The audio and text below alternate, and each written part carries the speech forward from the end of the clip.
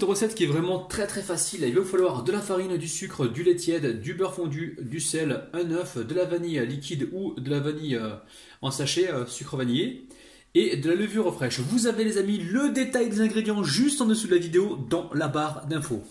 Alors la recette les amis est très facile. Donc là je mets le lait tiède, avec la levure fraîche boulangère. Vous pouvez mettre de la levure sèche si vous le souhaitez. Dans ce cas-là, vous mettez 5 à 7 grammes. Alors là, je vais mélanger rapidement.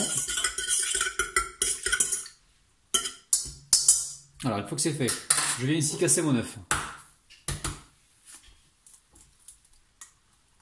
Alors, sans la coquille, sans les coquilles, voilà. Je suis pas doué moi pour ça les amis, vous me connaissez. Hein. Ensuite, on va y mettre le sucre, la vanille liquide. On garde le sel pour la fin les amis, ne le mettez pas tout de suite.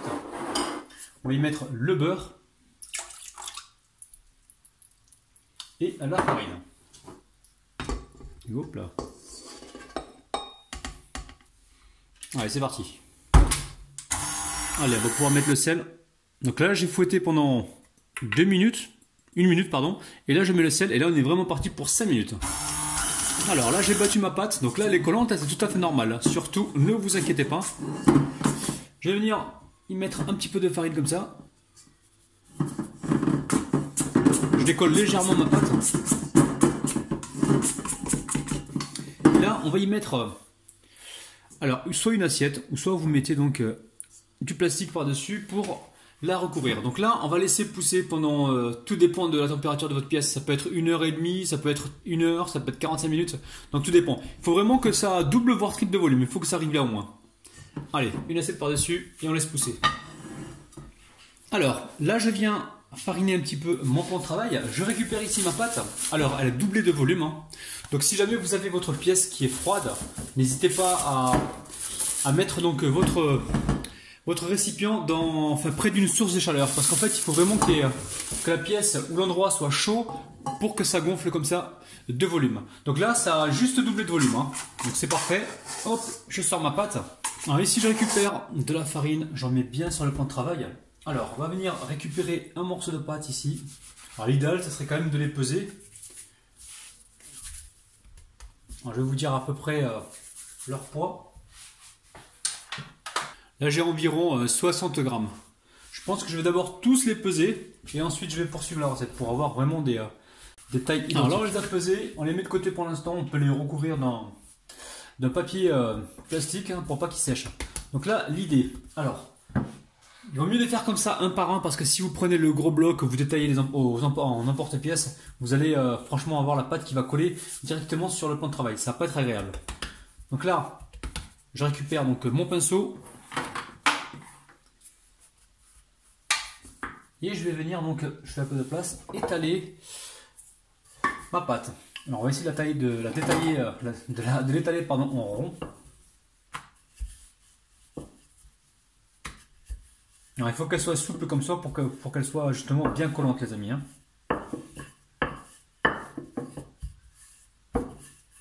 Alors on s'assure voilà, qu'elle ne colle pas au plan de travail. On récupère même un petit peu de farine.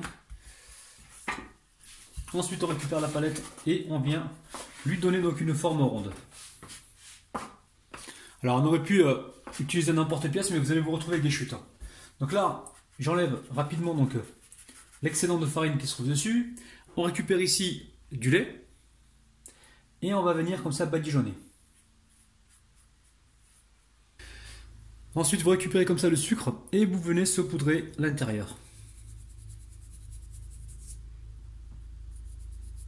Une fois que c'est fait, on va venir replier donc cette pâte en deux. On s'aide de la palette, hein. Si on est habile, on le fait comme ça.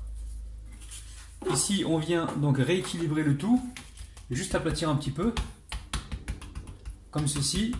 Et là, pareil, on va remettre un petit peu de lait. Et on va venir ici saupoudrer avec le sucre. Et on refait un dernier pliage. Hop là. Je vous le fais voir plutôt par là, histoire que vous voyez bien. Alors, une fois que c'est fait, On va le déposer donc sur la plaque. Et tout à l'heure, ou maintenant, je vais venir, hop là, je ne sais pas si vous voyez, je vais venir mettre un dernier coup de lait ici. Je dépose donc la plaque devant vous. Alors, je cherche mon sucre cassant. Alors, le sucre, c'est un sucre à chouquette, les amis. Hein. Donc là, je vais en mettre un petit peu par-dessus. Allez, je vais faire exactement la même chose avec le restant des pâtons. Alors, si jamais vous n'avez pas de sucre comme celui-ci, les amis, on va essayer de faire avec du sucre en poudre ou du sucre cristal. Vous mettez ce que vous avez. Sinon, vous prenez du sucre en morceaux et vous le concassez. Ça peut être sympa aussi. Donc là, je fais un test pour vous. J'en mets 2 comme ça avec du sucre en poudre pour voir ce que ça va donner. Alors maintenant, je recouvre donc le tout et je vais laisser reposer environ 10 à 15 minutes. Le temps de préchauffer le four donc à 180 degrés. Allez, je retire le plastique. Maintenant, direction le four. On va partir pour environ, je pense, 15 minutes de cuisson. Je vous dirai donc le temps exact tout à l'heure. Toujours à une température d'environ 190 degrés. Donc là, je remets un peu de sucre. Je ne sais pas si c'est bien de mettre du sucre semoule. Je préfère mettre le gros sucre. Donc c'est parti, à tout de suite. Alors là, au niveau de la cuisson, j'ai mis 15 minutes à 180 degrés. Donc là, j'ai du sirop. Alors le sirop, moi j'ai pris du sirop de sucre de canne. Si jamais vous n'en avez pas, très simple, vous prenez 100 g d'eau et 50 g de sucre. Ou alors 10 centilitres d'eau et 50 g de sucre. Vous mettez ça donc dans la casserole, vous mélangez et vous laissez bouillir pendant 1 minute, voire 2 minutes et vous obtenez donc ce sirop. Allez, on va pouvoir faire briller nos beignets donc au four. Alors là, au niveau des calories, vous avez moins de calories que dans les beignets directement frits, les amis. Hein. Donc là, le sirop, vous le mettez donc à chauffer. Donc là, je l'ai passé un petit peu au micro-ondes. Et ensuite, vous badigeonnez donc vos beignets. Alors, les amis, ça sent vraiment super bon. Hâte de goûter. Alors, au final, sincèrement, prenez du sucre en morceaux, brisez-le, cassez-le en petits morceaux et mettez-le par-dessus. On a un meilleur rendu que si on met directement du sucre semoule. D'ailleurs, là, il a disparu, on ne le voit plus. Donc, je vais bien faire des tests pour ceux qui n'ont pas forcément tous les ingrédients pour que vous puissiez donc réaliser la recette chez vous en vous régalant.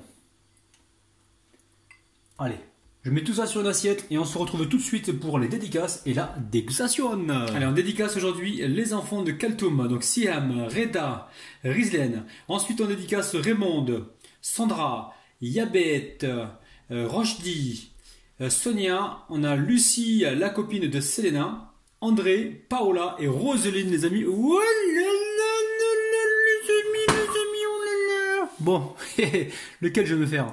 Ben celui-ci, hein. Les amis, regardez-moi ça. Ça a l'air super gourmand. Allez, c'est parti.